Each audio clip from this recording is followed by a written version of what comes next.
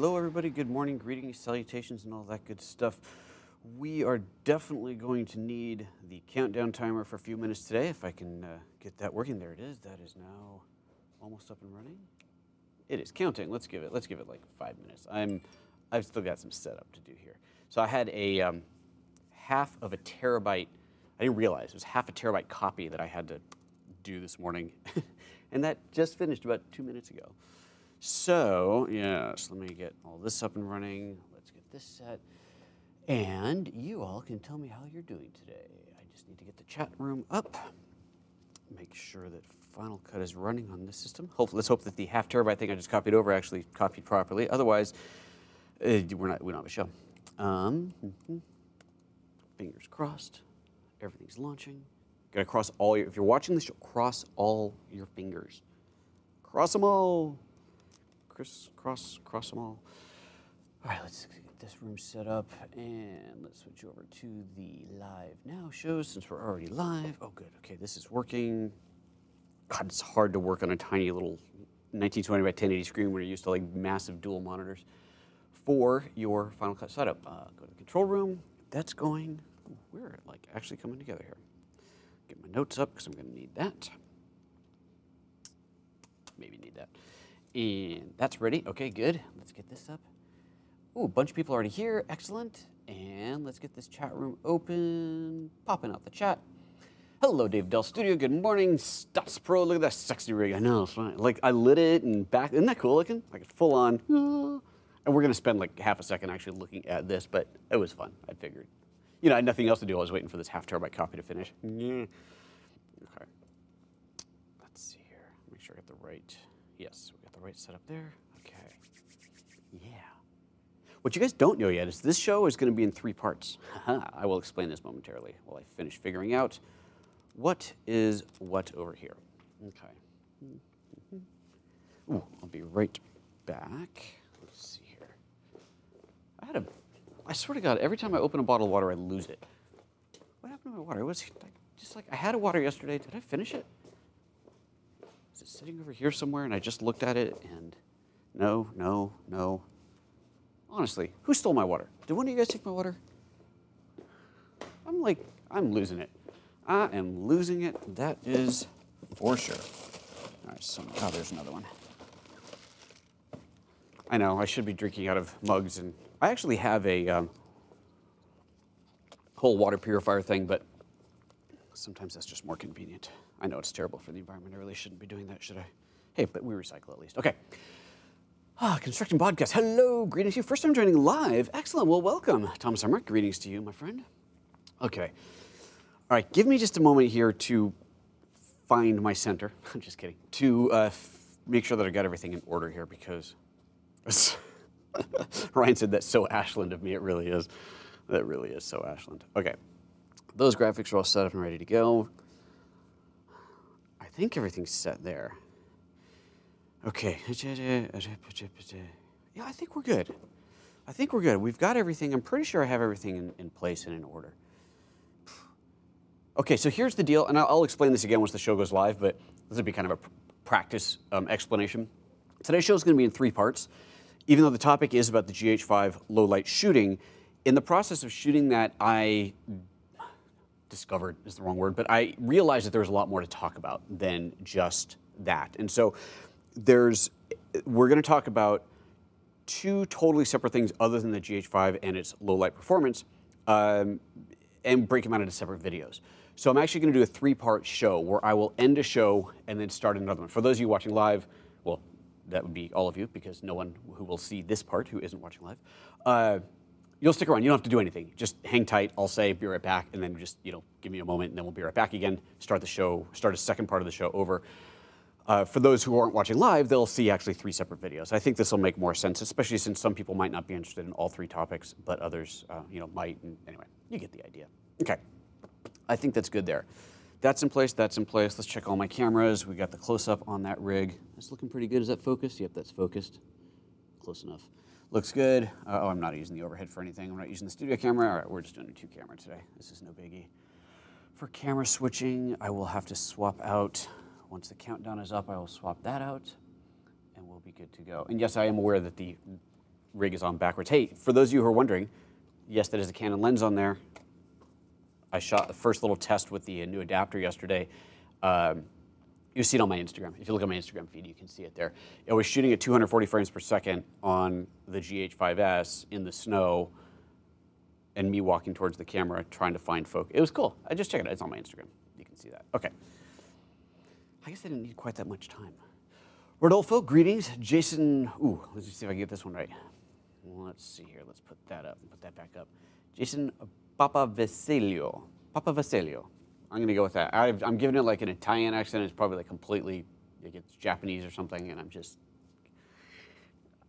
I should keep my mouth shut now. DP40635, seriously, you need like a better handle. Question for a different show, does the jitter that the GH5S solves by getting rid of IBIS return if using an optically stabilized lens?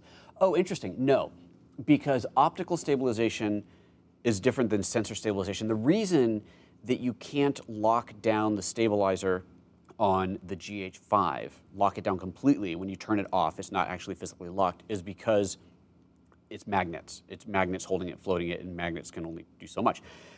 The lens optics, the optical stabilization of the lens is not magnetic.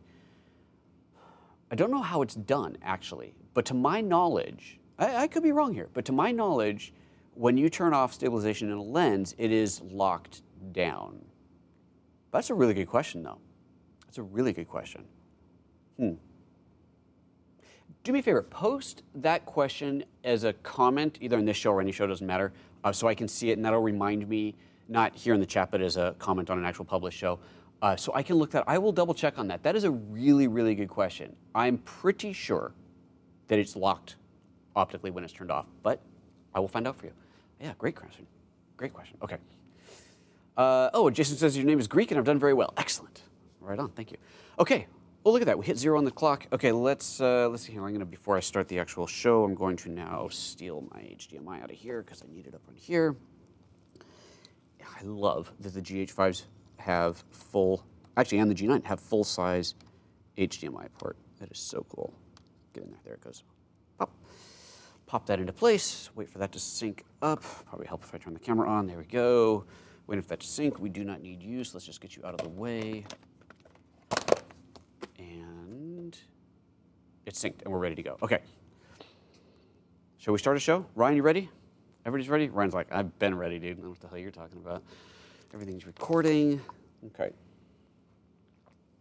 Brent says lenses use gyros. I know they don't use magnets, but in the act of using gyros, can they completely lock down and be totally rock solid, as if there was no stabilization? It's a good point. It's a good question, because remember, part of the advantage of the GH5S without the stabilization is that the sensor cannot move. So if you put it on something really bouncy, really rickety, you're not going to get any vibration on there. There's a really, really good example of that on somebody's video, and I'm going to do another test of this myself, but where they locked down the GH5 and the GH5S on a dirt road on a car, kind of pointing at the driver, and it's remarkable the difference, how much movement you still see on the GH5, even though IS is off, whereas on the GH5S where there is no IS and it is just totally locked down. Okay. Let's do a show, shall we? Let me get the right graphic up for part 1. Oh, actually, I have to. Ooh, okay, good. Good thing I tried that here because I have to cue this up differently. Is that it? Oh, that I know. That's why it spins up. Why I spod sometimes on here because it's waiting for a network drive to spin up. Somebody tell me why on a Mac, whenever you're waiting for a network drive to spin up, your whole machine goes. Okay, the drive's ready. Does that happen on PCs? Windows users out there? You click on a network drive, waiting for it to spin up, and everything just freezes. It's so annoying. I tweeted it the other day to Apple Support and said, hey, this has only been a problem for 20 years. Do you think you can fix this? Okay. Let's do this thing. Mac issue only, Stostrov says. Well, that just figures. No, it's not enough to get me to switch, but there you go. Okay. We're doing this. I wouldn't switch anyway. You could tell me it was 10 times as fast and I wouldn't switch. All right, break a leg. Hey, Mr. Frederick Van Johnson. Greetings, senor. All right, let's do this thing. 3-part show. This is going to be a doozy. Okay. On today's photo moment, we're going to be talking about the GH5S and low light performance, but we're actually breaking this out into 3 separate parts. I will tell you what those 3 parts are right after the intro.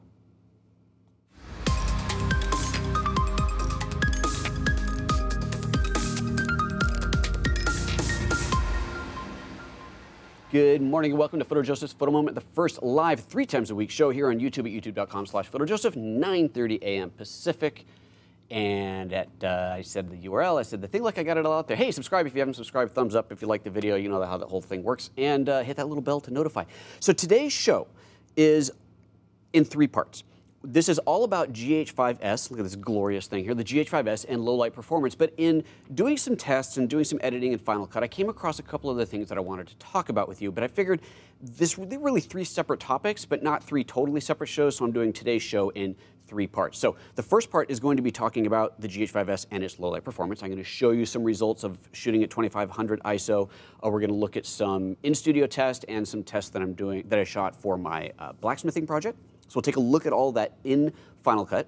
We'll talk about it, look in Final Cut, yay. And then part 2, we're going to be talking about how to set up a Final Cut timeline for HDR processing. And part 3 is going to be talking about some issues that I've run into with the Atomos Ninja Inferno, which I have yet to resolve. Atomos has yet to resolve. Apple hasn't gotten back to me to figure out if it's an issue on their end. And frankly, it's a call for help. Let's see if any of you can figure out what's going on, if you have familiarity with it and you know what the heck is going on. So with that said, before we hit into the show, just remember a couple of things I'll throw up here. If you are using a GH5 or GH5S even, and you are looking for some training on it, do check out my training at GH5training.com. It's a 5.5-hour comprehensive training that is focused on the GH5. However, now that I finally have the S, I will be adding on to that to include GH5S and also GH5 version 2 firmware. The GH5S will be a paid add-on. It'll be a small paid add-on, but that will be a paid add-on. The version 2 firmware update stuff will be free for those who've already bought the GH5 training. So keep all that in mind, GH5training.com if you want to learn all about that. And yeah, we do the rest of it later. Let's just get into the show. Okay, so GH5S, its big thing, one of its big features is its low light performance because it has dual native ISO. It has its sensor, I don't know how the heck this works, but it's got, in its sensor, it has dual native ISO. It can shoot at 400 native or at 2500 native. And when you say native, what that basically means is this is the optimized setting for the sensor. This is where you're going to get the best performance, the largest dynamic range, and lowest noise. That is as close to perfection as you're going to get off that sensor. Usually you have 1 native ISO. This camera has 2 native ISOs. So that means you can shoot at 2500, and as you're going to see in a moment here, have virtually no difference between 2500 and 400, which is kind of crazy remarkable. And I'm going to show you, there is the slightest little difference, and we're going to take a look at that. We're going to explore what that actually is. So we're going to start looking at footage that is shot in the studio, just some side-by-side tests in good light just to see the difference between the two. And then we're going to look at shots that I did for a blacksmith shoot project that I'm working on. These are test shots, so just to see what the performance is like, what the actual lighting conditions is like, and so on. We're also going to take a look at some of the settings in the camera itself. And so let's actually start with that. So let me switch over to, let's bring the menu up on here and bring up this setup. There we go. So there's the menu system on the GH5S. If you go into the wrench with the C on it, so the custom settings wrench there, custom thing, go into exposure, at the very top, there's dual native ISO setting. And then underneath that is ISO increments. By default, it's going to be set to 1 EV. This is bad. You need to set it to 130 EV. And the reason for that is if you set it at 1 EV, you can't actually get to the native ISO of 2500.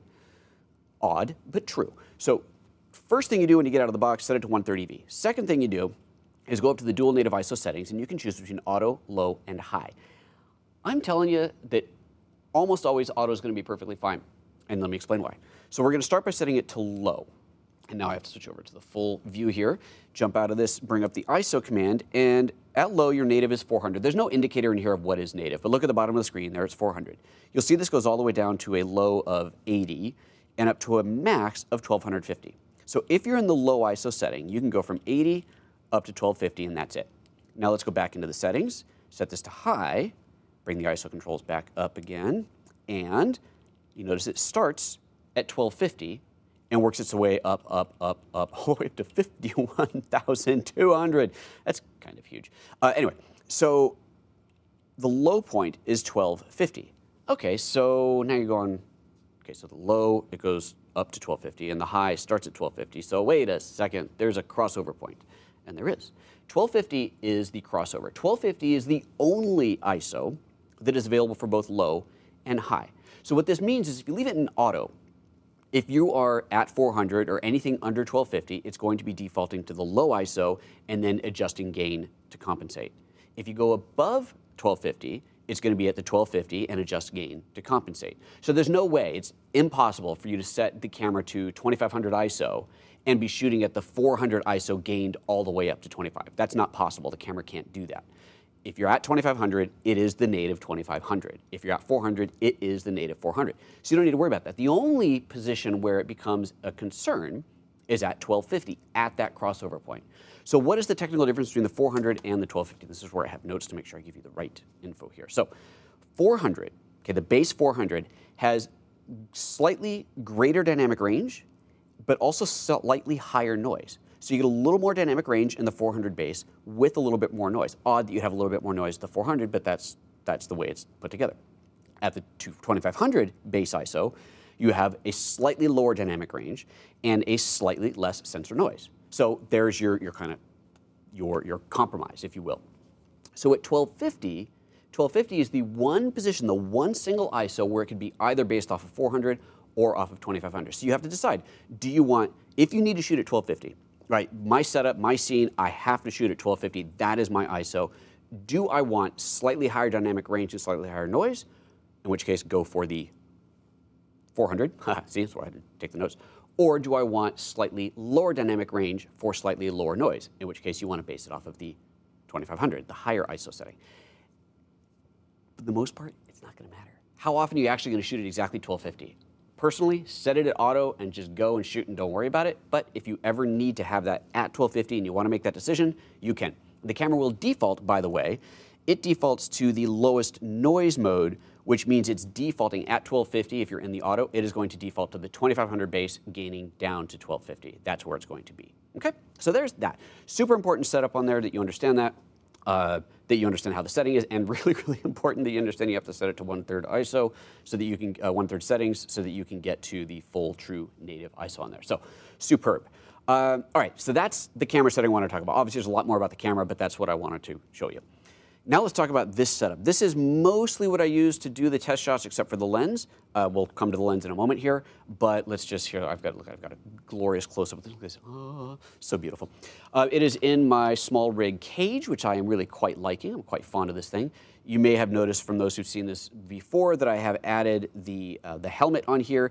I'm not actually using this right now, but one of the reasons I put the helmet on and I'm leaving it on is because it makes positioning of the handle with the Ninja on top and with a microphone a little bit cleaner. It just kind of works better. It makes the rig a little bit bigger.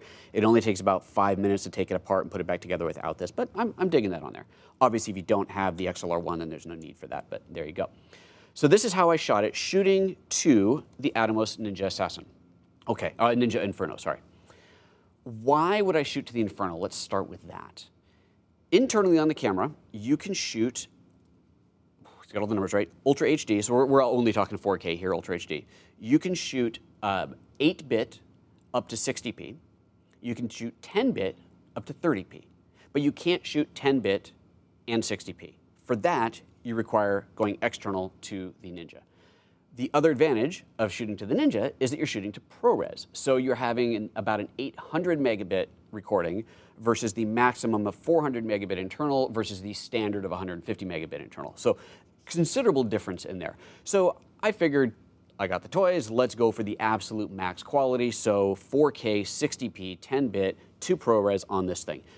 The Inferno has, it's kind of cool. I really like this product. It's got dual batteries in there, so you can swap them out as you go.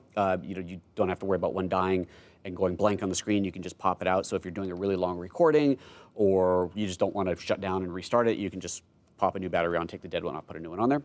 And it records to SSD. So there's an SSD drive. This is a terabyte, well, 960 gig SSD, and so you can shoot a bunch on there. And if you've never played with one of these before, when you go into the settings, you can choose what level of ProRes you want. It tells you exactly how much footage how much capture time you have, yada yada. It's pretty awesome little toy. So that's on there. The lenses. Every shot that I'm going to show you in a moment here, shot in the blacksmith shop, was shot on one of 3 lenses here. So it was shot either with the Nocticron, which probably most of it was because, you know, it turns out that blacksmithing thing, it's kind of hot and there's sparks, and I don't want to get my camera too close to that stuff. So shot a lot of it with this, mostly wide open, so you get that super shallow depth of field, but not always, because I'm not going to be able to tell you which shots were wide open, which ones weren't, but not always, because sometimes you need a little bit more depth. But shot with a Nocticron, or some of them were shot with my Zhongyi 25mm f/0.95. By the way, all of these will be linked down below if you're curious about any of these things. And then a couple of shots, or maybe just one shot, was shot on the 15mm Leica f1.7 for a little bit wider shot. All of them shot with variable NDs on them. I get asked a lot about variable NDs. I can tell you that I haven't done any comprehensive testing, but out of a desperate need for a variable ND quickly and not wanting to spend a lot of money, I found this one on Amazon from a company called Photga, F-O-T-G-A. I now own 3 of these. They're great. And they're like 15 bucks, 20 bucks. They're really inexpensive. I am sure optically they're not as good, not as clean, not as pure as many of the more expensive ones, I would hope. But they're great. They've been working just fine for me. I haven't seen anything that I go, oh, that's kind of gross. There's some weird color cast. I'm digging them. So for the money, you can't argue with these things. So that was that setup. If you're wondering what the heck is going on here with this Canon lens on here, you're going, hold on a second, there's a Canon lens on there. I talked about this briefly before. I will be doing a comprehensive look at this later, but this is an adapter from a company called Pixco. These are really inexpensive adapters. I love all the really inexpensive stuff that's coming for these cameras. This is, unlike the Metabones, which actually has glass in it, these do not have any glass in it. This is just a hole. So there's one that is literally just a hole. It just attaches to it allows you to attach your Canon or Nikon or whatever lens to your Micro Four Thirds camera. Then the second version of it has a built-in aperture because there's no electronic communication, so you cannot actually control the aperture in the lens natively like you could with the Metabones adapter. So it's super cheap. It's just basically an adapter that is built at the exact right distance to hold the lens at the right distance, but it does work. And again, if you want to see a test of what this looks like, I shot something yesterday in the falling snow, just a shot of myself stepping towards the camera at 240 frames per second on the GH5S with this 50mm Canon lens at wide open at f1.2, so super shallow depth of field. It's kind of cool. I just kind of very slowly step in. You can see the snowflakes that are in the plane of focus coming in. It's cool. You check it out. It's on my Instagram, PhotoJoseph. Go check that out. Okay. That is everything about the camera, I believe. It is time to look at some files. So let's bring that up. I'm going to start with a screenshot to show you a comparison, then we're going to look at some video files. Before we do that, just let me remind you of our value for value proposition. If you are watching this show and you feel like you're learning a thing or two today, then please, please, please consider contributing. Consider putting some value back into the company, back into the show. There's 4 different ways you can do that. Just go to photojoseph.com/support. You can contribute monthly if you want to via Patreon, anywhere from $1 on up, or same thing via PayPal, or do a direct one-off contribution via PayPal or Apple Pay or whatever, Venmo or whatever you like. You can purchase stuff through my affiliate link. There is I had this thing called kit.com. It's kind of awesome, actually. Kit.com/PhotoJoseph. You'll see I have a bunch of different kits there built up of different packages that you can buy. Or the most interesting kit is one that is called As Seen on PhotoJoseph's Photo Moment. And if you're watching today's show, then you'll go there and you'll see at the top of that everything we talked about today. And then the last one, of course, is that you can hire me directly to help you set up your shoot, your rigging, your streaming, whatever you might need. So value for value, photojoseph.com/support. Thank you very much. All right, now let me open this right file here, and let me actually see 2 of these here. Let me get both of these open, and let's take a look at what I got. Let's just take this full screen. So this is, what you're looking at here is a side-by-side, obviously the exact same shot. You see on the left, it's ISO 2500, and in a desire to keep the aperture the same, I changed the shutter angle. So it's ISO 2500, 30-degree shutter, f4.5. The shutter angle doesn't matter, nothing was moving, so we're not going to get any kind of motion blur in there. Shot at 420, 8-bit, so internal. Second shot over here on the right is ISO 400, 180-degree shutter, so at f4.5. So again, same aperture, same, well, not same ISO, but the base ISO of 400 on the right, base ISO of 2500 on the left, and 30-degree versus 180-degree shutter. At first glance, they look virtually identical. Okay, so that's useless, right? So now let's look at a different version of the same picture where I did a little split screen on here. And I realize that you are now looking at this on a 1080p YouTube broadcast, so you can't really appreciate the difference in here. But let me tell you, let me see, actually, can I zoom into this anymore? I don't know if this will really show too well on here, but what we're seeing here, the difference that you probably cannot see. So again, on the left is the 2500, on the right's the 400. There is slightly less noise in the 2500 shot, but there's also slightly less detail. So my interpretation of what's happening here is that there is a denoising algorithm, very subtle, but a very subtle denoising algorithm being applied at the 2500 ISO that is cleaning up the noise that's in there, but simultaneously removing the ever so slightest bit of detail. Unless you're pixel peeping it, I really don't think you're going to notice. I had to look pretty closely to see it, but that's my interpretation of what's happening there. I don't know these things, you know, I'm not an engineer, but that's what I think is happening here. And other than that, the fact that the left is 2500 ISO, the right is 400, that's pretty darn awesome. So there is that. So that's the first thing. I just wanted to show you that. Now, let's actually look at some video. So off to Final Cut Pro. Oh, what I left out of the whole shooting configuration is that I'm shooting in V-Log so that I have maximum dynamic range, maximum room for grading. So let's take a look at these shots in V-Log in SDR, standard dynamic range. We're going to look at those first, and then we're getting into parts 2 and 3, getting into high dynamic range and some specific stuff on the Atomos. So with that said, let's take a look at the setup in here. All right, I have, let's close this thing here actually. Let's get rid of that, gives it a little extra room in here. All right, so I got a bunch of shots on the timeline. These are straight out of the camera, no adjustments applied to these. You can see the flat profile that they are. If you look at the waveform up here, let's actually get a slightly more dynamic range shot, there we go. If you look at the waveform up here, you can see how flat it is. So here's 0, that is black, there's 100, that is white, anything above 100 is super white, anything below 0 is super black. And generally, for all intents and purposes, we want to keep our shot well within 0 to 100. If you look at the shot, it's clearly quite flat, and it even looks quite noisy. I mean, that's, you know, it looks noisy, but this is not how it's meant to be used. This is not how it's meant to be looked at.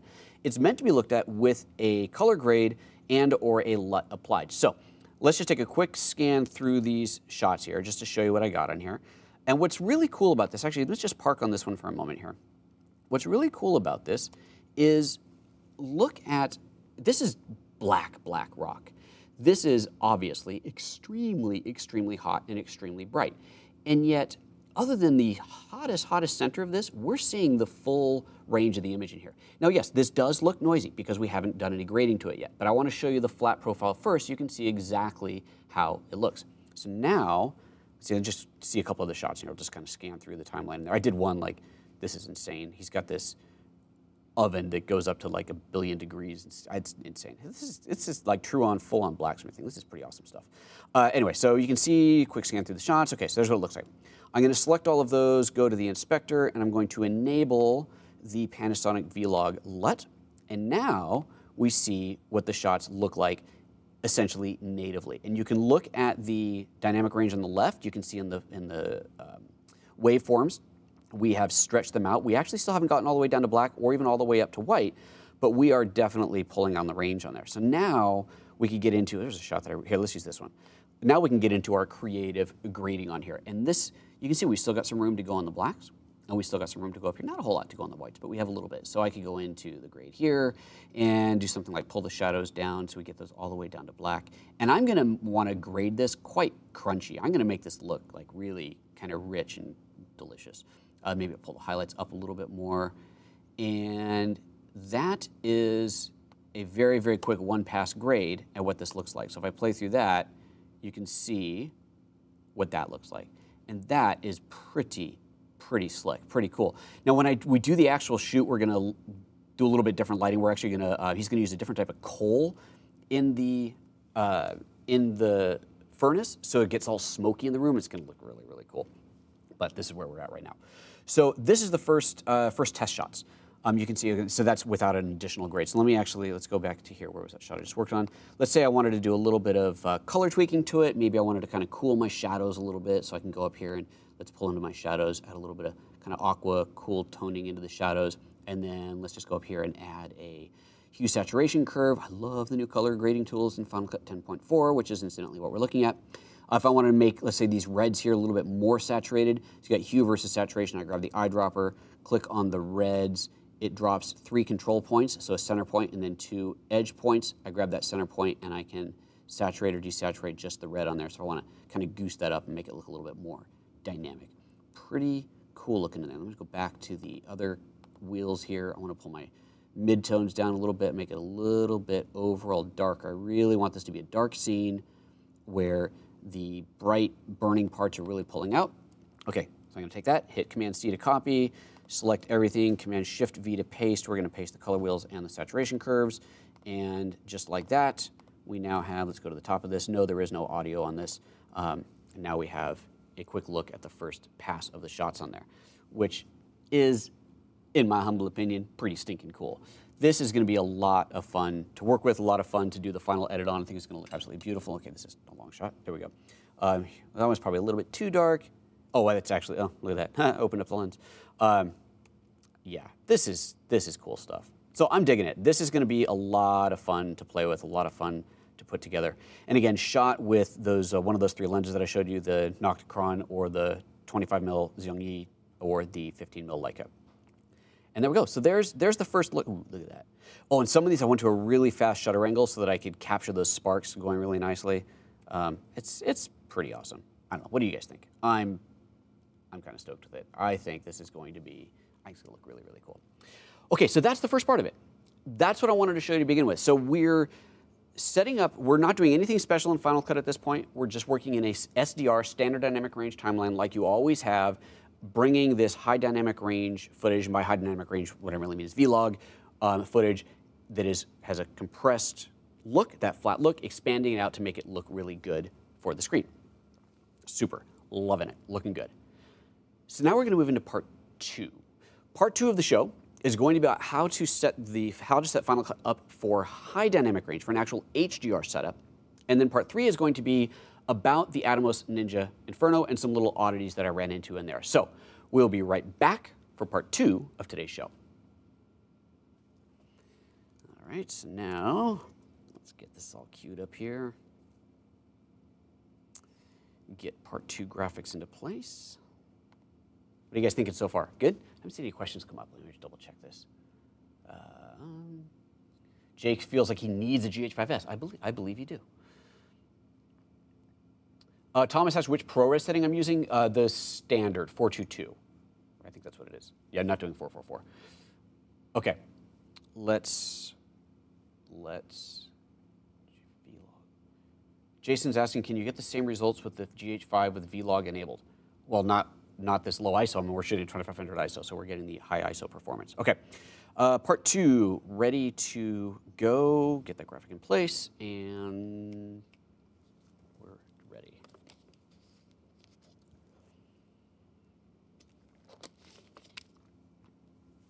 Let's get there. There we go. Okay.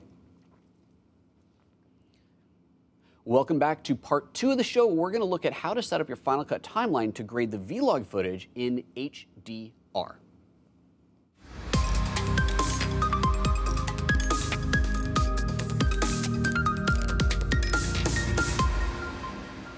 Good morning and welcome to part 2 of today's PhotoJoseph Photo Moment. One of the first shows we've ever done, we're breaking it into 3 parts. The first part was all about GH5S, high ISO performance. We looked at how to set up the camera for shooting properly in high ISO, and we looked at some resulting shots both in good light and studio light and some sample shots from my blacksmithing project. We also looked at grading those on a standard dynamic range timeline, an SDR timeline, which is what you would normally do for any normal broadcast or YouTube work. But, of course, we have the ability now to edit in HDR, high dynamic range. Now, you have to have an HDR TV or an HDR phone to be able to see this. And honestly, exactly how you set everything up so that it shows up in HDR on what devices, like on an iPhone, the iPhone's HDR I don't think works on YouTube, which is a problem for me because I'm an iPhone user. But we'll get to that another day. For now, we're just talking about how to set up the actual Final Cut project. It's not hard to do, but it is definitely not obvious. Before we jump in, let me see if there's any questions I want to hit up from the last part 1. Jason was asking, can you get the same results, so what we saw here, with the GH5 with vlog enabled? So if you're shooting vlog on the GH5, you will still get the same results in the sense that you're going to have that flat file that you can grade out and make it look as beautiful as you want. But of course, you don't have the high ISO performance. So the GH5S, I was shooting these test shots that we're going to look at again here all at 2500 ISO at the base high ISO. On the GH5, you would not be shooting at, if you're shooting at 2500, you'd be shooting at a lower base ISO that's gaining up, so it wouldn't look as clean. This, of course, is the advantage of the GH5S. And I think Frederick says these shots are hot. You're funny. And Jake needs a GH5S. I completely agree. And Thomas asks, what ProRes setting do I use? I'm just using the default 422, so not the HQ, not the light, and certainly not the full 444. Just the standard default 422 ProRes is what I'm shooting at here. Okay, let's take a look at the Final Cut project again. So this is the SDR project we were looking at in the previous, in part 1. Now you can see up here, I've named them. This one's called SDR. This is the HDR project. So here's the thing. Let's just start from the very beginning. So you're going to create a whole new library, and you do have to create a new library to work in HDR. You cannot have a library that is a standard library and then do an HDR project in it. The entire library is either SDR or HDR. This is probably one of the first kind of places you go, why can't I figure out how to turn on HDR?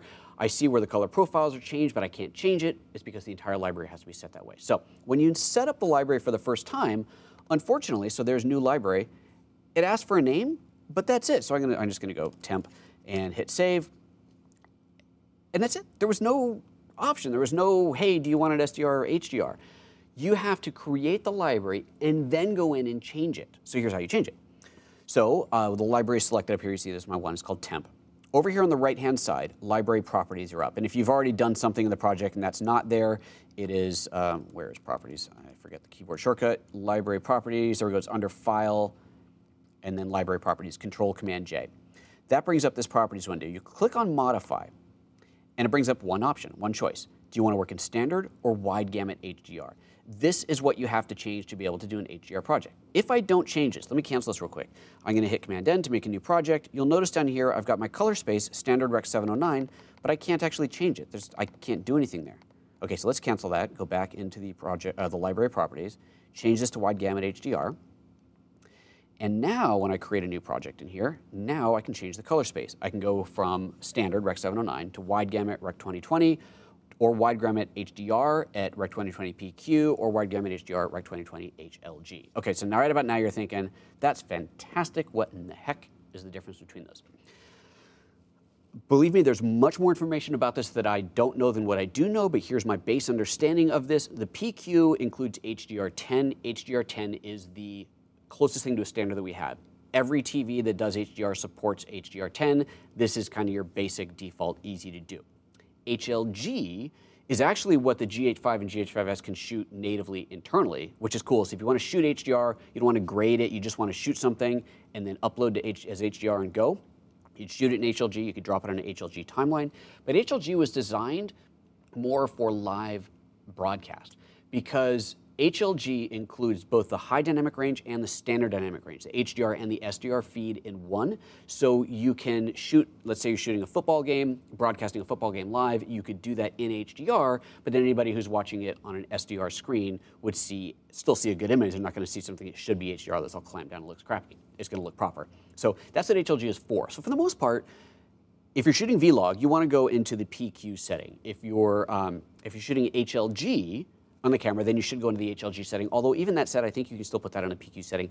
That's part I don't really totally get, but those are your options in here. So if we would set this up to PQ and away we'd go. So that's how that would be. So I've already done this. So I'm gonna go ahead and get rid of this temp project now because I don't need that. Let me close that library. And I'm gonna open up this blacksmithing HDR version of the project that I have here. Now this one in here, let's see, open this up, there we go. This has all the same shots that you saw in the previous, in part 1, but these are now on an HDR timeline.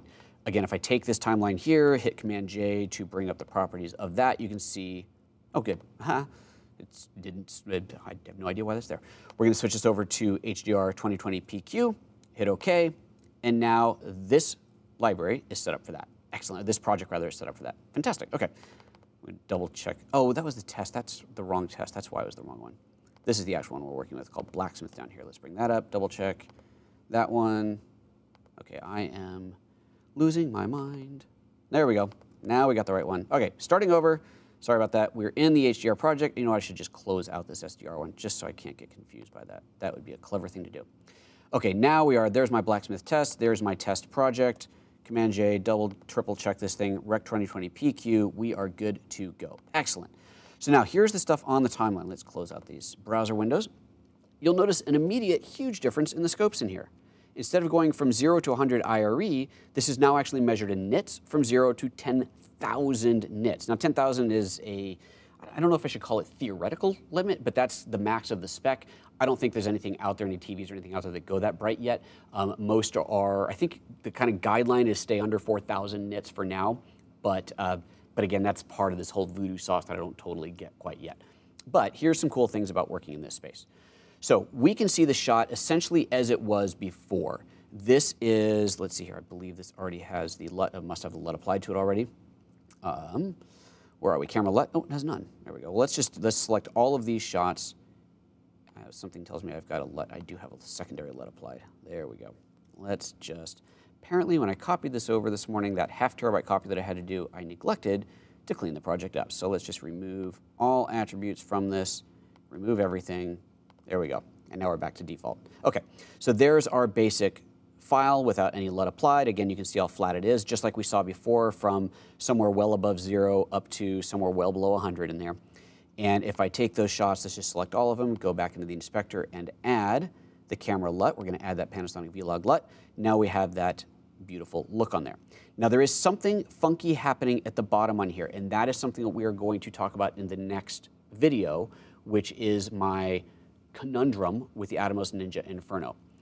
Because of this, and I'll explain what's happening to as best as I can in the next video in part 3, but because of this, we're not going to actually apply the LUT this normal way. We're going to apply the LUT as a secondary LUT, which gives us the same result, but in a different way.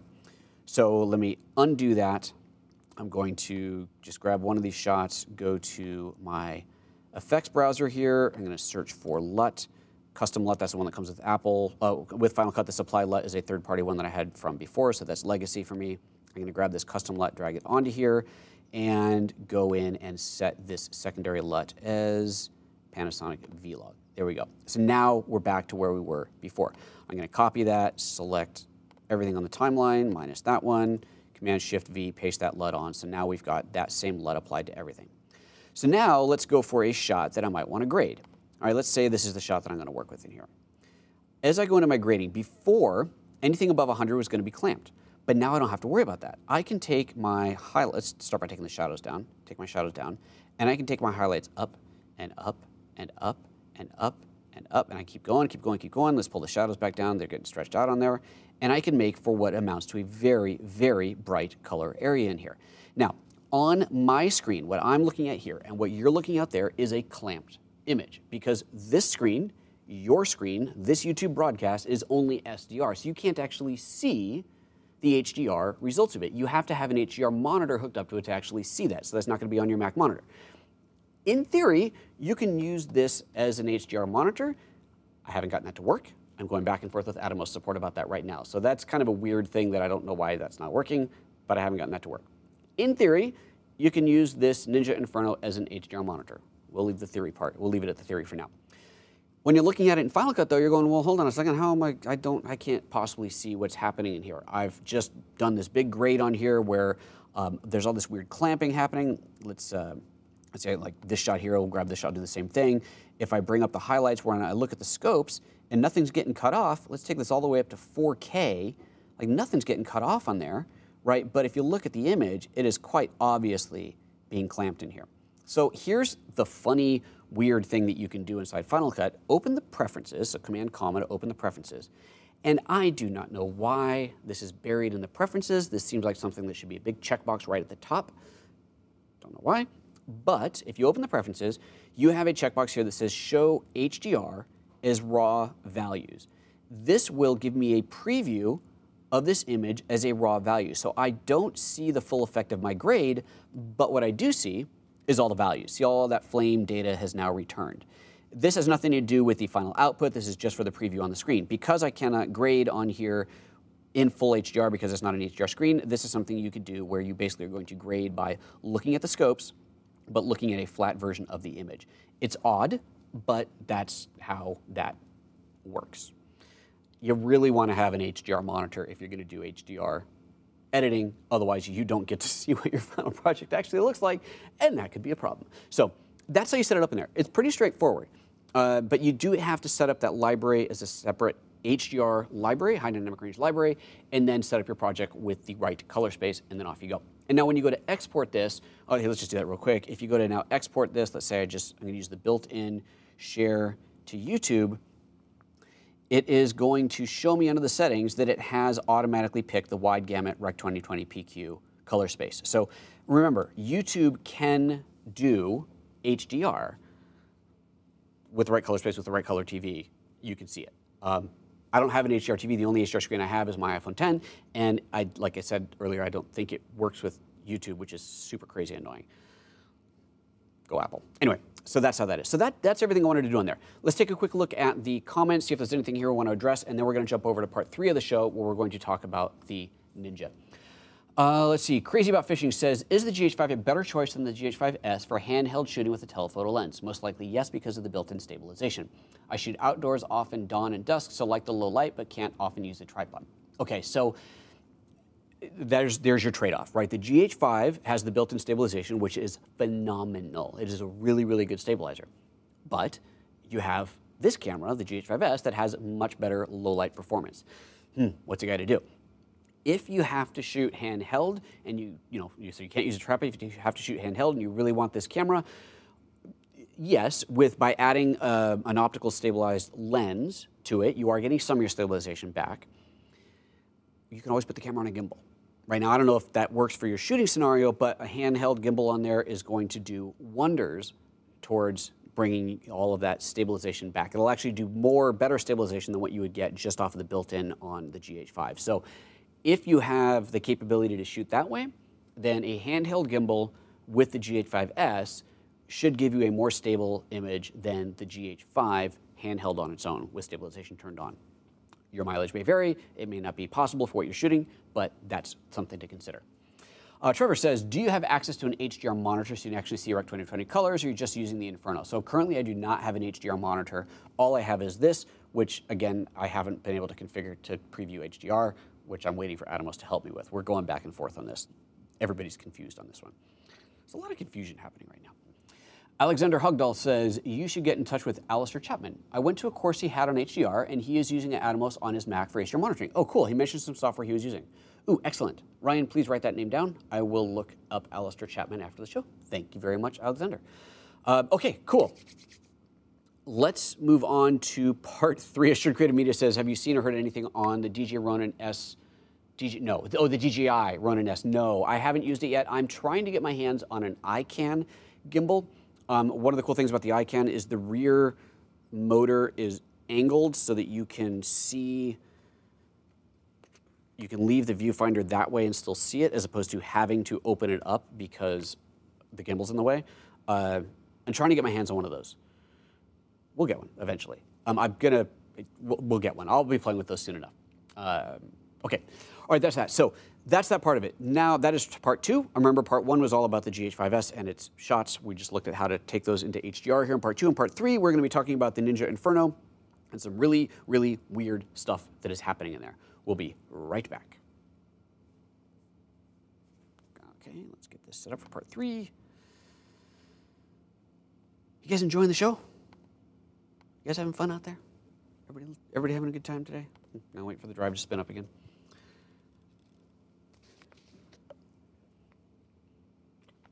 Ed says yes. Well, yes, Ed, I'm glad you're having a good time. Thank you. All right, there we go. Part 3, pull that into place, and there we go. Let's give this thing a go. All right.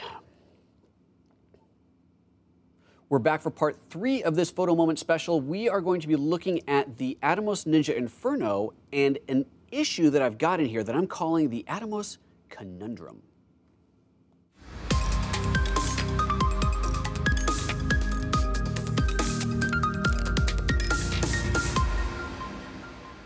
Good morning and welcome back to part 3 of this 3-part session of today's Photo Moment. Remember, part 1, we looked at the GH5S and its high ISO capabilities, talked about how to set it up, talked about some of the shots we get out of it, did some comparisons, pretty awesome stuff.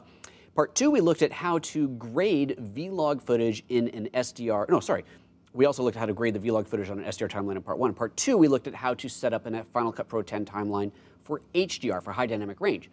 Now in part 3, we are continuing on with this high dynamic range idea, but using the footage from here, and you may have spotted a problem on the timeline before. We're going to talk about what that problem is, and hopefully somebody out there can help me solve this, because right now, where it stands, Atomos hasn't been able to help me, Apple hasn't gotten back to me about it, and I'm at a loss because I'm looking at this going, I can't do this. This doesn't work.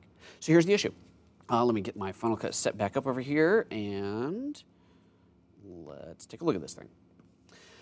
Okay, so we are in my HDR timeline here. Just a quick little recap, or HDR project rather. This library is set up for wide gamut HDR.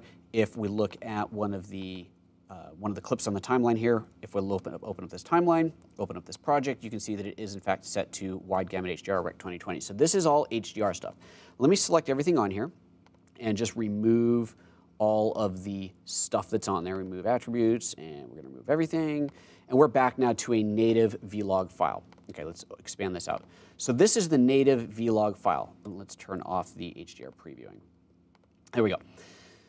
You can see quite clearly up here that we have all of our lovely, lovely data in here from vlog. There's our darkest shadows are well above 0. Our brightest highlights are well below 100. This is fabulous. This is what we want to see when looking at a shot that was done in vlog. Every shot you can see in here. That dynamic range is quite broad and compressed so that we can pull this out and get a very, very beautiful scene.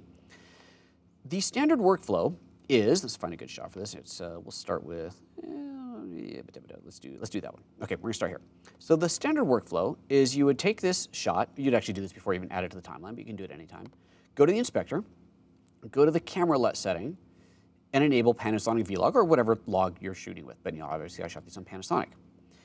The shot looks pretty good, but look at the waveform. The shadows have gone super dark, which, okay, that's fine, because I can just lift them back up again. But they're clamped. It has cut off the shadows on here.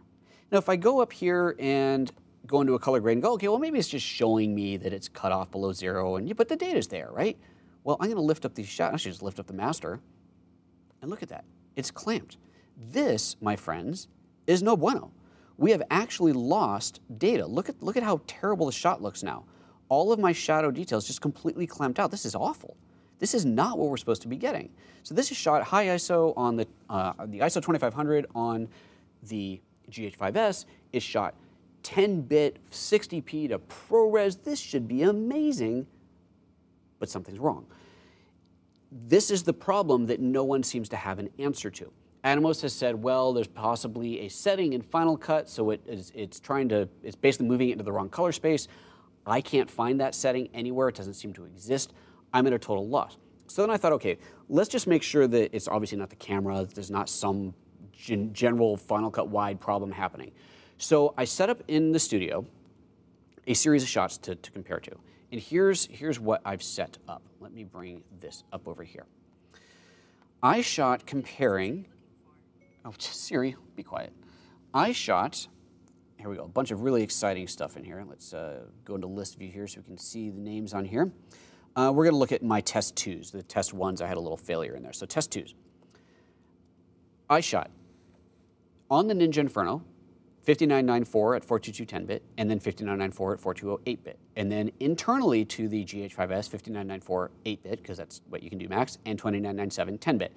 So I've got 2 10 bits, 2 8 bits, 59s, 29, blah, blah, blah. I've got the whole thing in here. So these are identical shots. These shots are incredibly compelling and exciting and sexy shots. These are, let's see, bring up the right project here. And let's do this now. Let's bring that out. Oh, it looks like I didn't reset everything. Sorry about that, folks. Let's make sure there's no LUTs applied. And we have nothing applied to these shots at all. Remove attributes. There's a custom LUT. Okay, we're totally blank now. So this is what I shot. Clearly very exciting. It is a gray curtain with a light shining on it. So we've got some pretty dark shadow areas in here, especially up in there. Some pretty bright highlights in there. And you can see the full shot here. These first 2 were shot on the Inferno. These last 2 were shot internally. There is a slight gamma shift between these. These should be identical, but there's a slight gamma shift happening, which Atomos says could be attributed to the exact same issue with the clamping that I'm about to show you.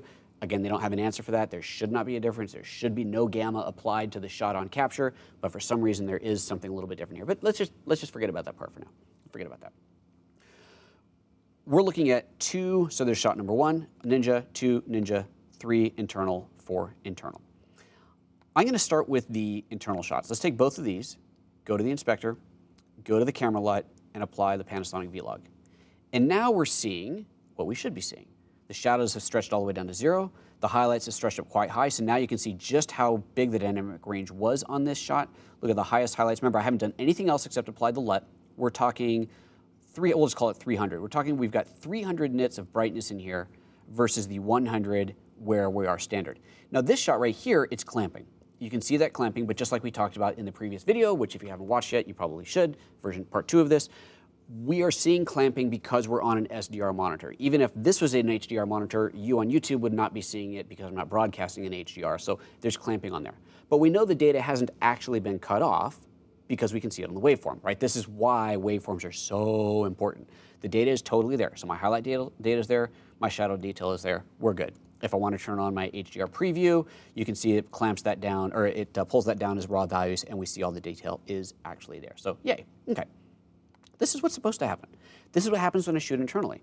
So now I go to the external shots, this one shot on the Inferno, and I add this camera LUT, same LUT, and it does exactly what we saw before. It's clamping off the shadows, completely cutting them off. And if I go into my grade here, my grading tools, and I raise them up, that data is gone. It's just gone. That's not okay. Something really, really funky and weird is happening in here. Now, the workaround, although this is not a workaround I'm comfortable with, the workaround is to apply the LUT as a secondary LUT. And then it works. It doesn't do this weird clamping. But then I no longer have the ability to apply that secondary LUT for an effect or whatever. So this is not how it's supposed to work. I want it to work the way it's supposed to work. But just to show you, if you are in this situation and no one's got an answer, and if you've got an answer, please put it in the comments down below. But if you don't have the answer and you're trying to figure out how to work with this stuff, here's what we can do. We go in and let's leave these shots as no camera LUT applied. So we go back to none, and there's all my data back again. And in fact, let's do a full reset on these things again.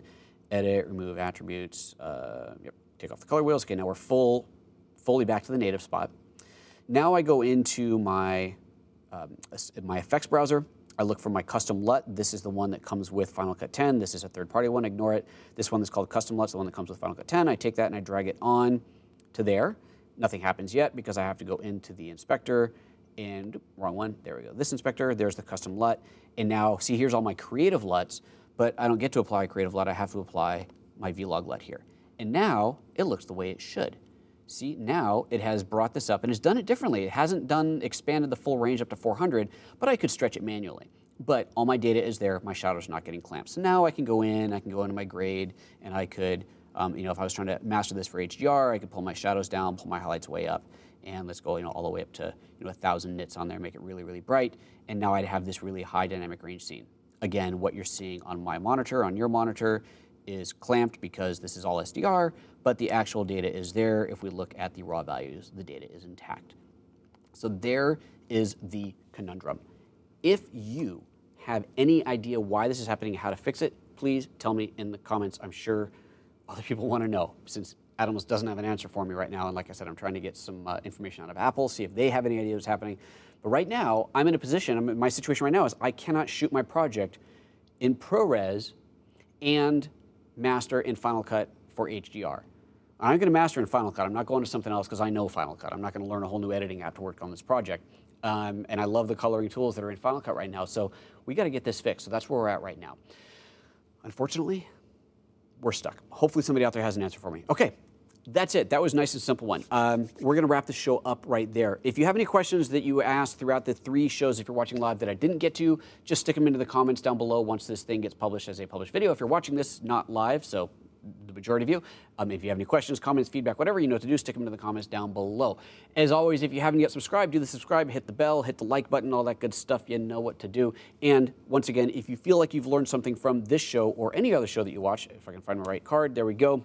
Remember our value for value model brought to me by my good friend Chris Fenwick, who suggested this, where basically the idea is if you have gained value from today's show, any of today's shows, or any of my shows, and you feel like you've learned something of value, put some value back into the show. Go over to photojoseph.com/support and contribute via Patreon or PayPal, or shop at my affiliate store. Or of course, if you have a big, huge challenge and you want some personal help with it, you can hire me directly as a consultant. Okay, that is it. It is Friday. It is the weekend, starting soon here, starting in about an hour. No, I'm kidding. It's the weekend. I hope you guys have a great one. I hope you had a good week, and we'll see you next week for another Photo Moment show. Bye-bye.